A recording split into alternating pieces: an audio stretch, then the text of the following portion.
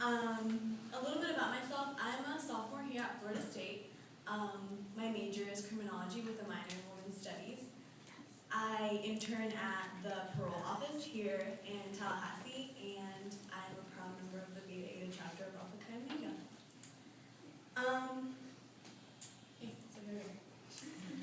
First and foremost, I wanted to thank all of you ladies for coming out tonight, and I truly appreciate the support because domestic violence is an issue that is of great importance to me. As most of you already know, there was a stabbing in Reagan's about 1 month ago. You may have heard rumors spreading or even jokes about this incident around campus. What most of you may not know is that a woman just like you and I was a victim of a vicious stabbing in her very own room.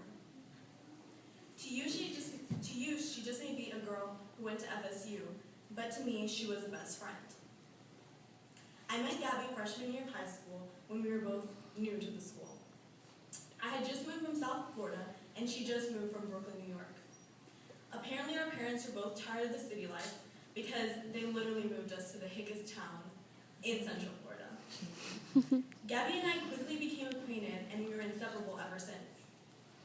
Throughout high school, we managed ways to get the same class schedule, get into mischief together, and go shopping every weekend. We literally did everything together. Gabby would even attend all of my family's parties, including my quinceañera, my sweet 16, even my grandma's 80th birthday party. Gabby soon became not just a friend to me, but a part of my family. I remember senior year was approaching, and it was time to apply for colleges. Unlike most, Gabby and I were more afraid at the chance to have to go our separate ways than anything else. Luckily, we both got admitted into the Florida State University. Well, not luckily, we earned it. We were even roommates for summer C, and neighbors in Kellum all freshman year. Although Gabby and I were involved in different organizations on campus, we still managed to keep in touch and talk every single day. Gabby was involved in the BSU as well as the Women's Center, amongst many other organizations. Sophomore year, we attempted to be roommates in Reagan's, but we got assigned to two different buildings. During sophomore year, Gabby started talking to a new guy. And from an outsider looking in, he seemed like the ideal guy. He was a gentleman, he was polite, and he showered her in gifts. And if any of you guys know Gabby, she loves gifts. From all the years I'd known Gabby, I'd never seen her so happy. And I was happy for her. Gabby was always focused in school, and she took her involvement very seriously. So it was nice that someone else was there to support her and make her happy. Gabby is a very cheerful girl. She's always smiling and jumping around. Her and I never had a dull moment when we were together. As her and her boyfriend's relationship got more serious, I noticed Gabby's behavior started changing. She shared with me that her boyfriend had been acting out of character and that when he got angry, he lashed out on her in very extreme ways. Especially when she told him that she could not be with him anymore. The arguments continued even after the breakup, so Gabby got help from the Victims Advocate program here at Florida State University. Approximately 2 weeks after Gabby went to see the Victims Advocate, I got a text message while I was at work in my internship saying that there was a double stabbing in Reagan's and that the victims seemed to be the suspects.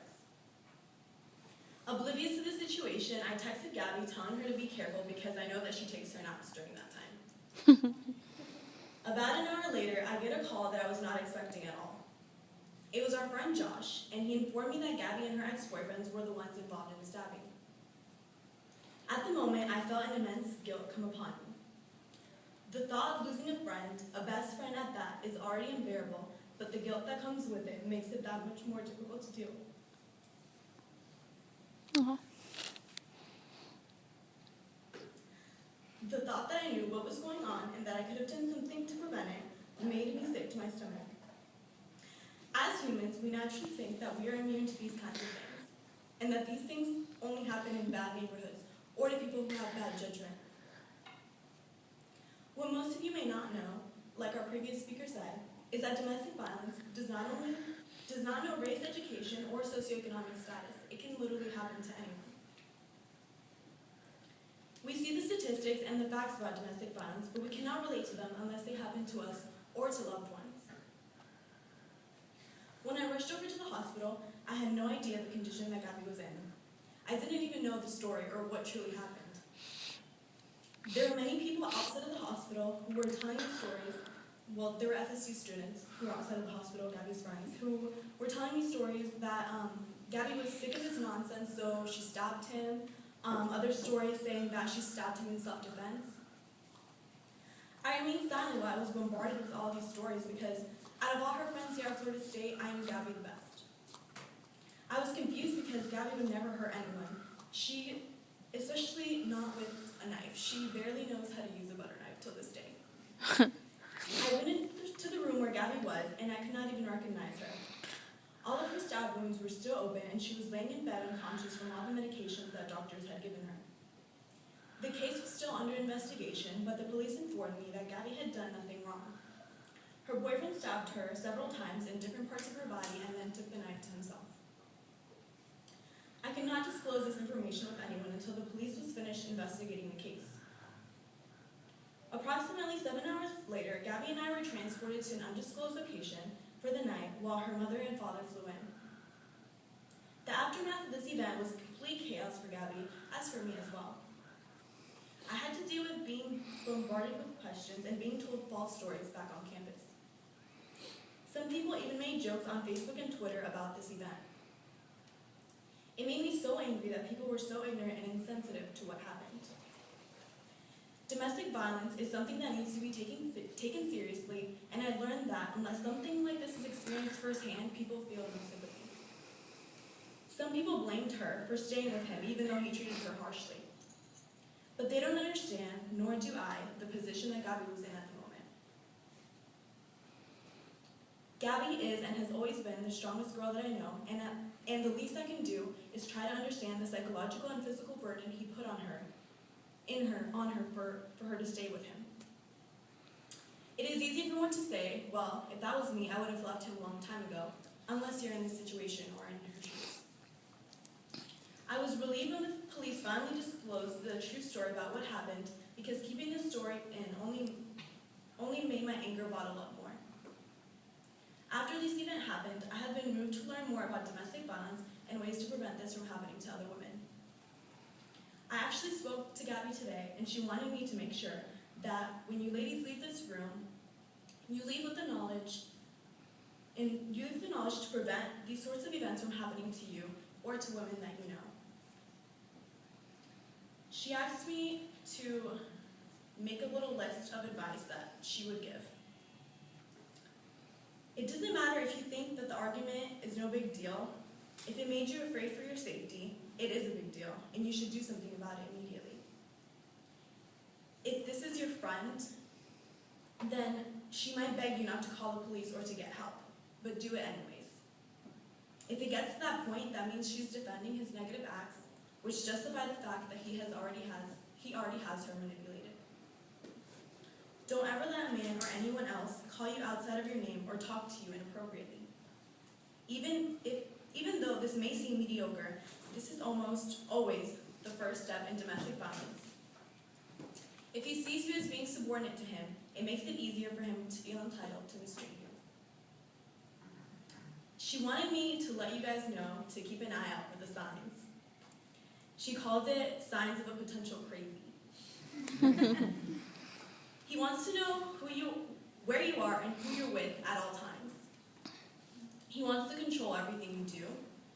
He threatens to hurt himself if you were ever to leave him, which is manipulation to keep you around.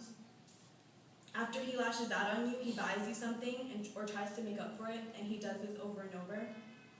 That vicious cycle will never end, and if it does, it will be a tragic one. If you or anyone you know is going through this, you are certainly not alone, and you can most definitely get help. In the case of an emergency, of course, dial 911. And if you need someone to talk to and don't feel comfortable talking to your peers, then we do have a victims advocate program here at Florida State University, which is what Gabby used. Do not hesitate to stop this from happening before it is too late. Lastly, I wanted to thank everyone who has supported Gabby and myself throughout this time. First off, I wanted to thank Melissa Ashton, who cannot be here tonight, but she's the Victims Advocate Program Director here at Florida State, And she worked with Gabby before this incident happened. She was the person that Gabby went to initially when this happened. And she went out of her way and stayed with Gabby and I in the hospital and transported us to our undisclosed location to make sure that we were safe. I really don't know how I could not have made it through that night without all of her help. I want to thank all of my Alpha Chi Omega sisters who truly live up to our philanthropy, domestic violence awareness, and who are here to support me today. The morning after I told them the news, I had over 50 inspirational cards written for Gabby in the foyer of our sorority house, and they kept rolling in throughout the week. I want to thank our chapter advisors, Burton Dwyer and Jennifer Butler, for being a great support system, and even going out of their way and sending Gabby flowers to her home. I love all you guys. I want to thank the Women's Center, my friends, and Gabby's friends, and everyone else who also wrote her inspirational cards. I want to thank my boyfriend Ivan, who has been an amazing emotional support for me during this time, and my brother, who is always looking out for me and is always on my side. Lastly, I want to thank the Alpha Mu chapter at Phiota Alpha for inviting me to this event to speak, and for putting this event together. Thank you for putting so much importance into this very serious issue, and you guys are all role models.